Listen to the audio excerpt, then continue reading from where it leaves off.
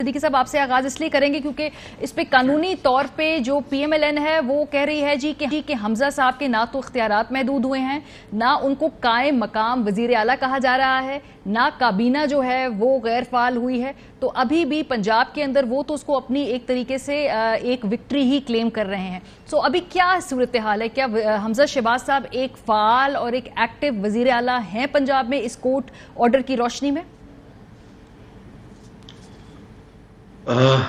देखें,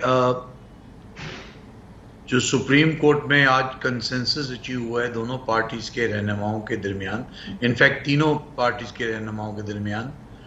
काफ league, PTI and Muslim League नून, वो ये है कि इंस्टेड ऑफ क्रिएटिंग एक टर्मोइल क्रिएट करने के प्रोविंस में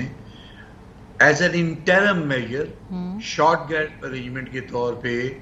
हमजा शहबाज शरीफ साहब जो हैं वो चीफ मिनिस्टर रहेंगे पंजाब के, और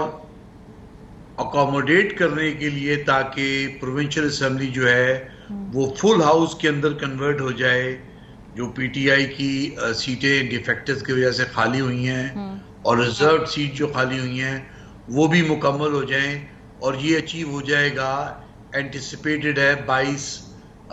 जुलाई तक। ठीक है, तो 22 जुलाई तक इलेक्शंस होंगे,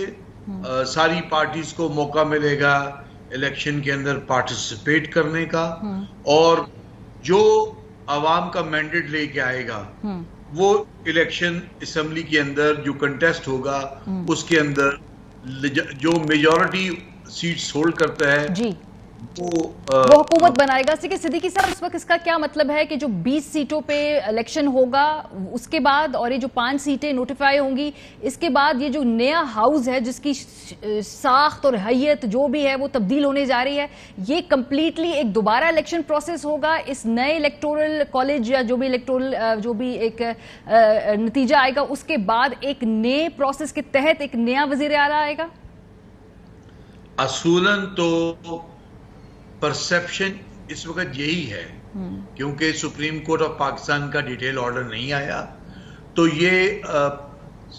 पूरा हाउस जो मुकम्मल होगा वो पूरे हाउस का वोट तस्वर होगा, उसके अंदर वोटिंग होगी। जो पार्टीज जो बंदा 186 वोट ले लेगा वो सक्सेसफुल होगा, जो नहीं ले सकेगा फिर रन ऑफ के अंदर जाएगा। तो अभी तो यही अंदाजा और ख्याल है हम वकला का कि इसी तरह प्रोसीडिंग होंगी, अनलेस कि हम सरप्राइज हों और सुप्रीम कोर्ट इसको डिफरेंटली ऑब्जर्व करे। बट मेरा नहीं ख्याल, क्योंकि जहां पे सुप्रीम कोर्ट ने बार बार इस बात पे एम्फेसाइज किया है कि हाउस कंप्लीट होना चाहिए, तो कंप्लीशन ऑफ द हाउस के अंदर तो न्यू वोटिंग प्रोसेस दोबारा इनिशिएट होगा। ठीक है दुरानी साहब, आज अदालत के अंदर वैसे एक लम्हे को इंटरेस्टिंग सिचुएशन ऐसे थी कि परवेज इलाही साहब और काफ लीग जो थी वो इनिशियली आते ही वो मान गए कि जी हमजा साहब रहें वजीर आला, लेकिन पीटीआई के जो वकील थे बाबर एवान साहब, आप लोग जो थे शुरू में डिफरेंस ऑफ ओपिनियन था दोनों पीटीआई और मुस्लिम लीग काफ में। सो ये जो स्ट्रैटेजी थी फिर बाद में तब्दील हुई, लेकिन क्या पहले ये कंफ्यूजन क्लियर नहीं की हुई थी? वहां पे आपका मौकफ डिफरेंट था, काफ लीग का मौकफ डिफरेंट था?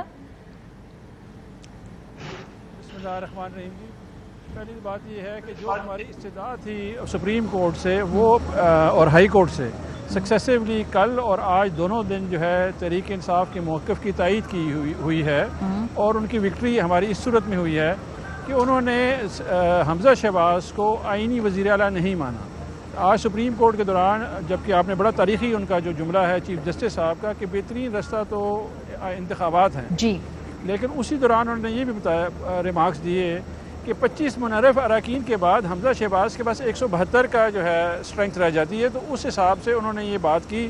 कि इस वक्त आप लेजिट वजीर आला नहीं रहे हैं, और ये हमारा भी पॉइंट ऑफ व्यू था, क्योंकि since it was on going जो है ये अनफोल्डिंग सिचुएशन थी और उसमें कंसल्टेशन का टाइम बड़ा कम था, और वो एट द मोमेंट सारे डिसीजन हो रहे थे, तो उसमें थोड़ा सा एक पॉइंट आया, लेकिन हमने उस पर एग्री किया कि जो जनरल कंसेंसस बिल्ड हो रहा था। लेकिन हमारा पॉइंट ऑफ व्यू जो बड़ा इंटरेस्टिंग पॉइंट था कि बाबर अवान साहब ने और फिर उसके बाद फवाद चौधरी साहब भी रोस्ट्रम पे गए। अच्छा, उन्होंने चीफ जस्टिस साहब से इस्तदा क्या की, उन्होंने चीफ जस्टिस साहब से गुजारिश की, उन्होंने कहा कि हमारी प्रेयर ये है कि इनका जो नोटिफिकेशन है वो कलअदम करार दिया जाए हमजा शहबाज का, उन्हें डी नोटिफाई भी किया जाए, उन्हें डी नोटिफाई किया जाए बतौर सीएम। ये भी कहा ना जी ये कहा गया। और साथ उन्होंने कहा कि जब आप उनको डी नोटिफाई कर रहे हैं तो हमारी पोजीशन तो ये है कि हम उनको आगे नहीं चलने देंगे, लेकिन क्योंकि जनरल कंसेंसस आ गया था कि जी इन आगे लेके चला जाए, तो जनरली अभी जिस तरह हमारे फाजिल दोस्त ने कहा कि हम मूव एक फ्रेश इलेक्शन की तरफ कर रहे हैं, लेकिन ये डिपेंड करेगा जब सुप्रीम कोर्ट की डिटेल जजमेंट आएगी। फवाद चौधरी साहब ने बड़ा क्लियर पोजीशन हमारी तहरीक इंसाफ की वहाँ पे रखी कि जी हम रिस्पेक्ट करते हैं कोर्ट की, और यही बाबर अवान साहब ने भी फरमाया वहाँ पे कि जी हम रिस्पेक्ट कर रहे हैं कोर्ट डिसीजन की और मीडिएशन की जो उन्होंने की है, लेकिन Hamza Shahbaz in any case उनकी मुताबिक भी अभी वो आईनी वजीर आला नहीं है, और यही हमारा मौक़िफ़ था। कायम मकाम वजीर आला का लफ्ज जो आप चाह रहे थे कि जी इस्तेमाल किया जाए, वो कायम मकाम वजीर आला का लफ्ज मुझे दिखाई नहीं दे रहा है। शायद मुझसे मिस हो गया, या वो है कहीं, या फिर उसके लिए भी डिटेल्ड नोटिस का इंतजार करें, फैसले का इंतजार करें।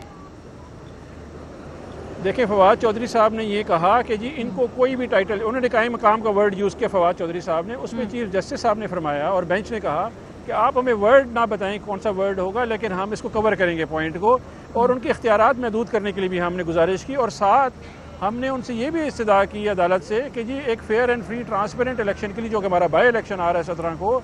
उसमें इनके इख्तियारात कर्टेल किए जाएँ। तो मेरा ख्याल है कि डे टू डे फंक्शन के लिए, बिकॉज ये चाह रहे हैं कि जी हुकूमत चलनी चाहिए, उस डे टू डे फंक्शन पे वज़ीर आला के लिए अहकामात आएंगे जो हम उम्मीद करते हैं, और इलेक्शन कमीशन पंजाब को भी वो डायरेक्शन करेंगे। हमारी प्रेयर में chief secretary Punjab, IG Punjab और इलेक्शन कमीशन पंजाब ही था, ताकि हमें लेवल प्लेइंग फील्ड दी जाए, जिस पे कोर्ट ने एग्री किया कि हम ये इंस्ट्रक्शंस देंगे, लेकिन नेचुरली जब तक डिटेल ऑर्डर नहीं आता तो उसके ऊपर ज्यादा फर्दर हम कमेंट कर नहीं सकते। सिद्दीकी साहब, ये हमजा शहबाज साहब का जो मैं भी देख रही थी, एक कानूनी राय ये भी है कि भाई इसके बाद वो डी नोटिफाई होंगे, एक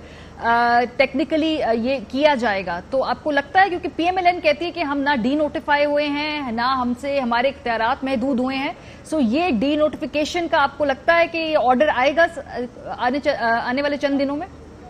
एक्चुअली ये सारी कंफ्यूजन जो है वो इस वास्ते क्रिएट हो रही है कि जो लाहौर हाई कोर्ट ने ऑर्डर पास किया है,